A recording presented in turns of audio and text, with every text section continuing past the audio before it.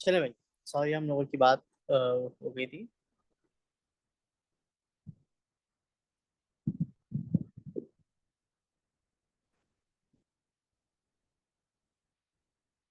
ठीक है, सॉरी हम लोग डिस्कस कर रहे थे process involve in electrolysis. The first key point is electrons flow from positive terminal to a negative terminal of power source. Power source के positive terminal से नेगेटिव टर्मिनल पे। और at cathode cations migrated to the cathode. क्या होगा भाई? Cations migrate करेंगे cathode पे and are reduced. Sir ये क्या वर्ड है? रिड्यूस्ड का मतलब क्या? हाँ, आ जाओ जरा रिड्यूस के कॉन्सेप्ट को समझते हैं। Reduce means reduction. ठीक है, रिड्यूस मींस रिडक्शन। अब आओ रिडक्शन के कॉन्सेप्ट को समझाओ। रिडक्शन में क्या हो रहा है? देखो जरा, हमारे पास क्या है? हमारे पास एक एलिमेंट है A, and this element just give me a minute, and this element carry a positive sign by gaining electrons. They will form a simple element A. Okay, they are ion, and this one is atom. Okay, they both have a difference.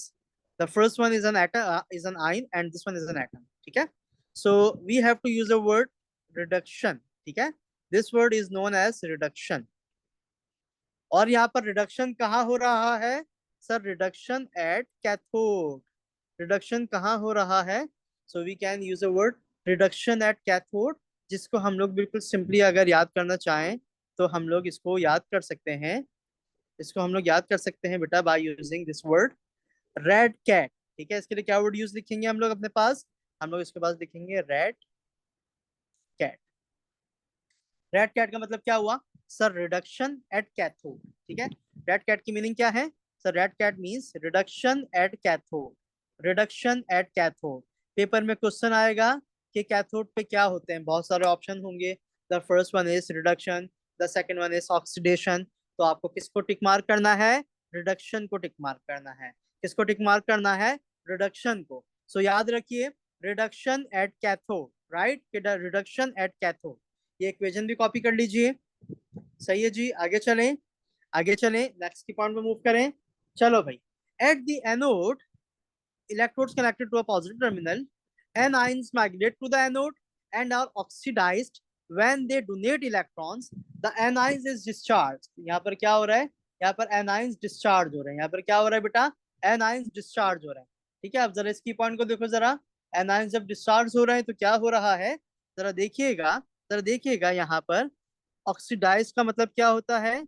Oxidise का मतलब ये होता है, अगर मैं इसको एक किसी वर्ड इक्वेशन में शो करवाऊं तो देखो मेरे पास एक एलिमेंट है बी, एलिमेंट है B and this B carry a negative sign means -2, let's suppose.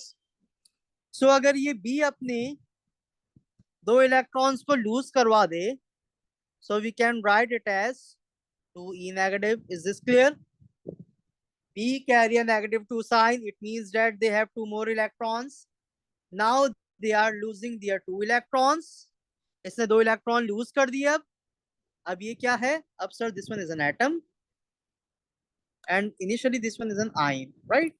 So this concept of losing electron is known as oxidation, and here we know that oxidation at anode, oxidation will occur at anode. ठीक है बेटा, तो आपको एक ही point याद रहे, oxidation कहाँ हो रही है? ऑक्सीडेशन एनोड पे हो रही है। ऑक्सीडेशन कहाँ हो रही है? ऑक्सीडेशन सर एनोड पे हो रही है, right? Is this clear? Now we will move on a fourth point. The movement of ions in the electrolyte constitutes the flow of electric current. इस तरीके से क्या होगा? आपके पास इलेक्ट्रिक करंट फ्लो हो जाएगा। इस तरीके से क्या होगा? इलेक्ट्रिक करंट फ्लो हो जाएगा। ठीक है, ये पॉइंट क्लियर हो गया। मैं आप लोगों को एक वीडियो का लिंक शेयर करूंगा, उस वीडियो को जरा देखिएगा। उसमें कंप्लीट डिस्क्रिप्शन दी हुई है कि किस तरीके से एक्चुअली फ्लो हो रहा है। ठीक है, अब आप लोग देखो यहाँ तक कोई भी पॉइंट मिस हो गया हो या कोई कंफ्यूजन हो रही है मुझसे पूछ लो, अदरवाइज आप लोग लीव कर सकते हो। टेक केयर बेटा, खुदा हाफिज।